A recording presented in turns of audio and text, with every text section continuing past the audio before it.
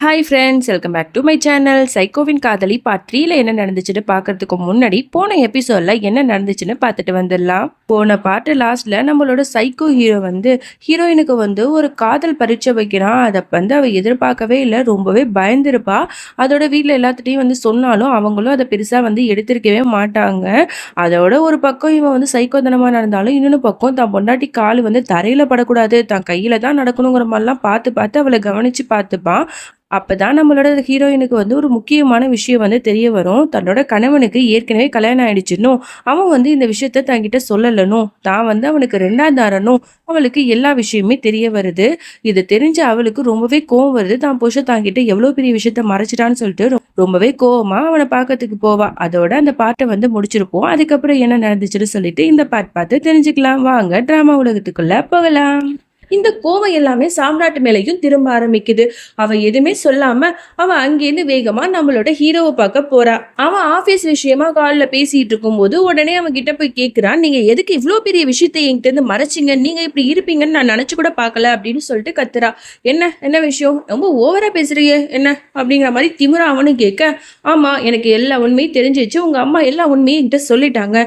நான் உங்களுக்கு ஏற்கனவே கல்யாணம் ஆயிடுச்சாமே, நான் உங்களுக்கு ரெண்டாம் தாரமாமே, உங்களோட முதல் மனைவி அப்படி என்ன ஆச்சு, அவங்கள விட்டுட்டு எதுக்கு என்ன கல்யாணம் பண்ணிக்கிட்டீங்க, இந்த உண்மையை ஏன் என்கிட்ட இவ்வளவு நாள் சொல்லல அப்படிங்கிற மாதிரி பல கேள்விகள் அவன் மனசுல இருந்த எல்லா கேள்வியும் ஒன்னா சேர்த்து கேட்க, நம்ம ஹீரோ சாதாரண ஹீரோ இல்லையா, அவன் சரியான சைக்கோ ஹீரோ. சோ அவனுக்கு கோவம் வரும் இல்லையா, உடனே கோவப்படுறான். ஏய் என்னடி ரொம்ப ஓவரா வாய்ஸ் அப்படி எகிரி பேசுற, என்கிட்ட இந்த மாதிரிலாம் பேசணுன்னு வையன், அப்புறம் நான் என்ன பண்ணுவேன்னு எனக்கே தெரியாது தெரியுமா, நீ எனக்கு அடங்கிதான் எப்பவுமே பேசணும். ஆமா கல்யாணம் பண்ணிக்கிட்டேன், ஏற்கனவே ஒத்துவல, அவளுக்கு என்ன ஆச்சுன்னு உனக்கு எதுக்கு தெரியணும், அந்த லைஃப் எனக்கு பிடிக்கலன்னு நான் வந்துட்டேன், உன்னை பார்த்த உடனே எனக்கு பிடிச்சிச்சு, அதான் உன்னை கல்யாணம் பண்ணிக்கிட்டேன், புரியுதா, இதுக்கப்புறம் என்னோட பழைய விஷயத்த பத்தி நீ திரும்ப பேசினீன்னா அப்புறம் நான் உனக்கு மிகப்பெரிய ஒரு தண்டனையை கொடுக்குற மாதிரி இருக்கும். நேத்து நைட்டு மறந்துட்டியா அந்த காதல் பரீட்சை, அதை விட மோசமான ஒரு தண்டனையை உனக்கு கொடுப்பேன், அதனால என்கிட்ட இந்த மாதிரி திமிர்த்தனமா பேசக்கூடாது புரியுதா அப்படிங்கிற மாதிரி ரொம்ப ஹார்ஷா பேசுறான். இவளுக்கு உடனே ரொம்ப பயமாவும் இருக்கு, கஷ்டமாவும் இருக்கு. என்னடா அது இப்பெல்லாம் பேசுறாங்க, அவன்கிட்ட உண்மையை கேட்டா அவன் இப்படிலாம் பேசுறான் அப்படின்னு சொல்லிட்டு இவ்வளவு நேரம் அவகிட்ட அப்படி ரூடா பேசிட்டு டக்குன்னு சாருக்கு ரொமான்டிக் மூடு வந்துருச்சா என்னன்னு தெரியல. உடனே ஷாருக் கான் மாதிரி ரெண்டு கையை அப்படியே விரிச்சுக்கிட்டு வாமா எனக்கு ஹக் பண்ணு அப்படிங்கிற மாதிரி சொல்றான். எனக்கு ரொம்ப ஃபீலிங்ஸ் வந்துருச்சு அப்படின்னு. உடனே இவளுக்கு ரொம்ப கோவம் வருது. அட லூசு பயலே, உண்மையில எனக்கு கோவம் வருது, உனக்கு ஃபீலிங்ஸ் வருதா அப்படின்னு இவன் மனசுலேயே நினைச்சிட்டு அப்படியே நிக்கிறான் அந்த இடத்துலயே. வரப்போறியா இல்லையா அப்படின்னு அவன் அதட்டினோடனே பயந்துக்கிட்டு அப்படியே அவனை ஹக் பண்ணிக்கிறான். இவன் என்ன பண்றான், கையில ஒரு துணி வச்சிருப்பான், அந்த துணியை வச்சு இவளோட இடுப்பை அப்படியே டைட்டா பிடிச்சி இருக்கிறான். அப்ப அவகிட்ட அவன் நெருங்கி வருவாங்கிறதுக்காக உடனே இவளுக்கு என்ன பண்றது தெரியல. என்னங்க என்ன பண்றீங்க, எனக்கு ரொம்ப வலிக்குது, தயவு செஞ்சு என்னை விடுங்க அப்படிங்கிற மாதிரி அவ சொல்ல, நீயே பொண்டாட்டிமா, உன்னை நான் என்ன வேணா பண்ணுவான், நீ என்னோட ப்ராப்பர்ட்டி, உன்னை நான் என்ன பண்ணாலும் யாரும் இங்க கேட்க முடியாது புரியுதா.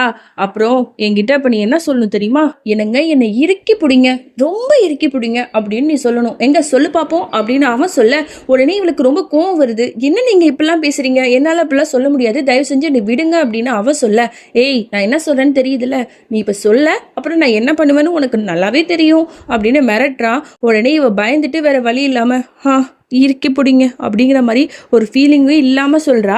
உடனே அவன் ஓகேம்மா அப்படின்னு சொல்லிட்டு அந்த துணியை வச்சு மறுபடியும் டைட்டா இருக்கிறான். அவளுக்கு ரொம்பவே வலிக்குது, வலியில கத்துறா, தயவு செஞ்சு விடுங்கங்க என்னால முடியல அப்படின்னு சொல்லிட்டு. இது எல்லாத்தையுமே அந்த பேய் பார்த்துட்டு இருக்கும் இல்லையா, நம்மளோட தாரா கஷ்டப்பட்டாதான் அதுக்கு பொறுக்காதே. உடனே மறுபடியும் ஒரு பலமான காத்தெல்லாம் வீச அந்த ஜன்னல்லாம் படன்னு திறக்குது. நம்மளோட சைக்கோ ஹீரோவும் தாராவும் என்னடா அது சம்பந்தமே இல்லாம காத்தடிக்குதே அப்படின்னு சொல்லிட்டு பார்த்துட்டு இருக்காங்க. அப்ப அந்த பேய் வர மாதிரி காட்டுறாங்க. அப்படியே ரெண்டு பேர் ஷாக் ஆகி நிக்கிறாங்க. அங்க நம்மளோட ஹீரோக்கு கால் வருது. உடனே அவன் பேசுறதுக்காக போயிடுறான். அப்ப அந்த காத்து அப்படியே நின்றுடுது. அப்போ கீழே இலைகள்லாம் கிடக்கு. அதை பார்த்தோன்னே இவளுக்கு ஒரே டவுட்டா இருக்கு. அதை எடுத்து பார்த்துட்டு, இந்த இலை அன்னைக்கு நாங்க ஒரு மரத்துல நின்னமே, அந்த மரத்துல உள்ள இலை மாதிரி தானே இருக்கு, அப்பனா ஏதோ சம்திங் ராங், இதுல ஏதோ ஒரு பிரச்சனை இருக்கு அப்படின்னு சொல்லிட்டு இவளுக்கு டவுட் வர ஆரம்பிச்சிருது. இந்த காத்து பலமா அடிச்சதுனால அந்த ரூம் ஃபுல்லாவே குப்பையா இருக்கும். உடனே பறக்க அது எல்லாத்தையுமே கிளீன் பண்ணிட்டு இருக்கா. அப்ப கீழே மாமியார் கூப்பிடுற சத்தம் கேக்குது. உடனே பயந்துட்டு என்னாச்சு ஏதாச்சுன்னு தெரியலன்னு சொல்லிட்டு பதட்டமா போறா. என்ன பயம் விட்டு போச்சா, எவ்வளவு நேரம் கத்திட்டு இருக்க, அப்படி என்னடி பண்ற, என் புள்ள வெளியில அவ்வளவு நேரம் ஆகுது, இப்போ வரைக்கும் ரூம்ல நீ என்ன பண்ணிட்டு இருக்க அப்படின்னு ரொம்பவே ஓவரா ஓவரா திட்டுறாங்க. உடனே வந்து அவ சொல்றா, "இல்ல அது வந்து அப்படி இப்படின்னு அவ சொல்ல வரும்போதே, போதும் நிறுத்து" அப்படின்னு சொல்லிட்டு அவள பேசக்கூட விட மாட்றாங்க. அப்புறம் ஒரு பேப்பர தூக்கி கையில குடுக்குறாங்க. இது வந்து பாதாம் அல்வா எப்படி வந்து பண்ணணும்னு சொல்லிட்டு எல்லா ரெசிபியும் இதுல இருக்கு. எங்க வீட்ல நாங்க எப்படி செய்றோமோ அதே மாரி தான் நீ செய்யணும். ஏன்னா புது மருமக வீட்டுக்கு வந்தா மொத நாளே ஸ்வீட்லாம் செஞ்சு தர்றது வந்து வழக்கம் தான். அதனால எங்க எல்லாருக்குமே பாதாம் அல்வானா ரொம்பவே பிடிக்கும். அதுவும் எங்க வீட்டு ஸ்டைல்ல தான் நீ பண்ணணுங்கிறதுக்காக தான் இந்த லிஸ்ட்டு. இத பார்த்து நல்ல விதமா செஞ்சு எடுத்துட்டு வா போ அப்படிங்கிற மாரி அவங்க சொல்ல, இவளும் வந்து சரி அப்படின்னு சொல்லிட்டு பயந்துட்டே போறா. அப்ப அந்த மாமியாக்காரி என்ன பண்றா, கால வேணும்னே நீட்டுறா. அதுல தடுக்கி நம்ம ஹீரோயின் வந்து அப்படியே கீழ விழுந்துடுறா. அத பார்த்து பக்கத்துல இருக்கிறவள் எல்லாம் சிரிக்கிறாளுங்க. இது எல்லாத்தையும் அந்த நேரத்துல நம்ம ஹீரோவும் பார்த்துட்டு தான் இருக்கான். ஆனா தன் பொண்டாட்டி எப்படிலாம் பண்றாங்களே அப்படின்னு சொல்லிட்டு ஒரு கேள்வியும் கேட்க மாட்றான். "என்ன நீ கொஞ்சம் பார்த்து கூட நடக்க மாட்டியா?" அப்படிங்கிற மாரி மறுபடியும் பேசிட்டு கைய கொடுத்து, "வா வா" அப்படிங்கிற மாரி கூப்பிடுறாங்க. அவளும் அழுதுட்டே அவங்க கைய பிடிச்சு எந்திரிச்சிடுறா. "ஃபர்ஸ்ட் டைம் ஒரு வேலைய குடுக்குறோம். அத கூட உன்னால வந்து நல்ல விதமா பண்ண முடியாதா? போய் சீக்கிரமா போய் பண்ணு போ" அப்படிங்கிற மாரி திட்டி அனுப்புறாங்க. அவளும் அழுதுட்டே வந்து கிச்சனுக்கு போறா. அப்ப அவளுக்கு பழைய ஞாபகம்லாம் வருது. அவளோட முன்னாள் காதலன் சூரஜ் இருக்கான்ல, அவன் கூட அவ எப்படிலாம் இருந்தா அப்படின்னு சொல்லிட்டு நினைச்சிட்டு இருக்கா. ஒரு நாள் மரத்தடியில வந்து அவனுக்கு வந்து பாதாம் ஹல்வா செஞ்சு எடுத்துட்டு போயிருப்பா போல. அது வந்து அவன் சாப்பிட்டு பார்த்துட்டு, ஆஹா ஓஹோன்னு அவ்ளோ பாராட்டுவான். "என்னோட வருங்கால பொண்டாட்டி எவ்வளோ அழகா சமைச்சிருக்கா தெரியுமா? செம்மையா இருக்கு. உன் கைக்கு தங்க வளையலே போடலாம் தெரியுமா? கண்டிப்பா நம்ம 2 பேருக்கும் கல்யாணம் ஆகட்டும். கண்டிப்பா உனக்கு என்னலாம் பண்ணி போடுறேன் பாரு." அப்படி இப்படின்னு ரொம்ப கேரிங்கா பேசியிருப்பான். இதெல்லாம் பார்த்து அவளும் ரொம்ப ஹாப்பியா இருந்திருப்பா. இதெல்லாம் நினைச்சு பார்த்துட்டு அவ அழுதுட்டே இங்க வந்து சமைச்சிட்டு இருக்கா. "ஏன் கடவுளே! ஏன் இப்படி பண்றீங்க? நான் வந்து என்ன பாவம் பண்ணேன்னு சொல்லிட்டு இந்த மாதிரி ஒரு கொடுமைக்கார வீட்ல வந்து என்ன மருமகளா வர வச்சுட்டீங்களே! எல்லாரும் எப்படி என்ன ட்ரீட் பண்றாங்க? இதெல்லாம் நினைக்கும்போதே எனக்கு அவ்வளோ கஷ்டமா இருக்கு. அப்படி இருந்துமே என்னோட கணவரும் சரி, அவங்க அம்மா ட்ரீட் பண்றதுக்கெல்லாம் எதுவுமே சொல்லாம அமைதியா நிக்கிறாரு." அப்படின்னு சொல்லிட்டு புலம்பிக்கிட்டே ஆஸ் யூசுவல் எல்லா மருமகளும் புலம்புறது தானே. அதே மாரி புலம்பிக்கிட்டே சமைச்சிட்டு இருக்கா. ஒரு வழியா சமைச்சு எடுத்துட்டு போய் எல்லாருக்கும் போய் பரிமாறா. எல்லாரும் சாப்பிட்டுட்டு ஆஹா! ஓஹோ! அப்படிங்கிற மாரி பாராட்டுறாங்க. ரொம்பவே நல்லா இருக்கு அப்படின்னு சொல்லிட்டு, உனக்கு கண்டிப்பா பரிசு குடுக்கணும்னு சொல்லிட்டு, மாமனார் வந்து கட்டு கட்டா பணத்த எடுத்து யார்கிட்ட குடுக்குறாருன்னா, அவரோட மூத்த மகன் இருக்கான்ல, அவன் பையன்ட்ட குடுத்து விடுறாரு. அந்த பையனும் எடுத்துட்டு போய் நம்ம தாராட்ட போய் குடுக்குறான். "இந்தாங்க இந்த பணத்துக்காக தானே இப்படிலாம் சீன போட்டீங்க" அப்படின்னு ஒரு மாதிரியா பேசுறான். சின்ன பையன் மாரியே பேச மாட்றான். உடனே வந்து அண்ணங்காரருக்கு வந்து கோவம் வந்தது. "டேய் என்னடா பெரியவங்கள்ட்ட இப்படிதான் மரியாதை இல்லாம பேசுவியா? சாரி கேளு" அப்படின்னு சொல்ல, "அதெல்லாம் கேட்க முடியாது போப்பா" அப்படின்னு அவன் சொல்லிட்டு போயிடுறான். அப்ப வந்து நம்ம சைக்கோ ஹீரோவோட தங்கச்சி இருக்கால்ல, காஜல். அவ வந்து சொல்றா, "என்ன பெரிய அண்ணி, அண்ணன் வந்து கிஃப்ட் வந்து பகவத்கீதைய குடுத்துட்டாரு. இப்ப நீங்க சின்ன அண்ணிக்கு நீங்க என்ன பரிசு குடுக்க போறீங்க? குடுங்க குடுங்க" அப்படின்னு சொல்லி கோத்து விடுறா. இவ வந்து திரு திருன்னு முழிச்சுட்டு, "என்கிட்ட பெருசா எதுவும் இல்லைனாலும் என்னோட ஆசீர்வாதம் உன்கிட்ட எப்பவுமே இருக்குமா, நல்லா இரு" அப்படிங்கிற மாரி ஆசீர்வாதம் பண்றாங்க. உடனே காஜல் சொன்னா, "என்னது இது? பரிசு குடுக்க சொன்னா ஆசீர்வாதம் பண்ணிட்டு எஸ்கேப் ஆறீங்களா? அதெல்லாம் முடியாது. பரிசு குடுத்து தான் ஆகணும்." அப்படின்னு சொல்ல, "என்கிட்ட என்னம்மா இருக்கு குடுக்க?" அப்படின்னு கேட்க, "அதான் கழுத்துல டாலர் டாலரா தங்க செயின்லாம் தொங்குதே. அதுல ஒண்ணு எடுத்து குடுக்குறது" அப்படின்னு சொல்லிட்டு அவளே அந்த செயின எடுத்து கழட்டி தாராட்ட வந்து குடுத்துடுறா. "இது வந்து பெரிய அண்ணி சார்பா வச்சுக்கோங்க" அப்படின்னு சொல்லிட்டு, அந்த அன்னிக்காரிக்கு எதுவுமே சொல்ல முடியல. அப்படியே வந்து கோச்சுக்கிட்டு அங்கேருந்து போயிடுறா. கடைசியா யாரு வந்து பரிசு குடுக்க வருவான்னா, அந்த மாமியாக்காரி தான். அவ பக்கத்துல வந்துட்டு, "பரவால்ல, இன்னைக்கு பாதாம் ஹல்வா நீ ரொம்ப நல்லாவே பண்ணியிருந்த. அதுக்கான பரிசு வந்து உனக்கு குடுக்கணும்ல. என்ன தெரியுமா?"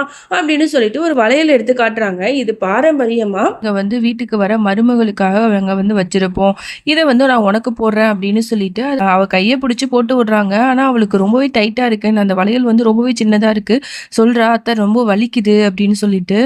அதெல்லாம் இல்ல போட்டு தான் ஆவணும் அப்படின்னு சொல்லிட்டு, அந்த பொம்பள அப்படியே கைய பிடிச்சு இறுக்கி போட்டு விடுது. அவ வலியில அப்படியே கடந்து துடிக்கிறா. இது எல்லாத்தையும் அந்த சைக்கோ பையன் பார்த்துட்டு ஒண்ணுமே சொல்லாம இருக்கான். ஆனா இதெல்லாம் பார்த்து அந்த பேய்க்கு வந்து ரொம்பவே கோவம் வருது. மறுபடியும் என்ன பண்ணுது, ஆஸ் யூசுவல் எப்போதும் போல ஒரு பலமான காத்த உருவாக்குது. அந்த காத்தோட வேகத்துல அப்படியே வந்து அந்த மாமியாக்காரி கன்னத்திலேயே அறையிற மாரி அந்த காத்து வந்து அடிக்குது. உடனே எல்லாரும் ஷாக் ஆறாங்க. உடனே மாமியாக்காரிக்கு கோவம் வந்தது. இந்த தரித்திரியம் பிடிச்சவ இந்த வீட்டுக்கு வந்த நாள்லேருந்து தான் இந்த மாரி அபசகுனமா ஒவ்வொன்னும் நடந்துகிட்டே இருக்கு. என்ன பொண்ண தான் வந்து கல்யாணம் பண்ணி கூட்டு வந்தோமோன்னு தெர்ல. அப்படி இப்படின்னு சொல்லிட்டு மறுபடியுமே வந்து நம்ம தாராவ வந்து தப்பு தப்பா பேசுறாங்க. ப்ளேம் பண்றாங்க. அவளுக்கு இதெல்லாம் கேட்டு ரொம்ப கஷ்டமா இருக்கு. தான் புருஷன் அவனுக்கு சப்போர்ட் பண்ண வருவானா அப்படின்னு சொல்லிட்டு யோசிக்கும் போதெல்லாம் அவன் கண்டுக்காமவே இருக்கான்.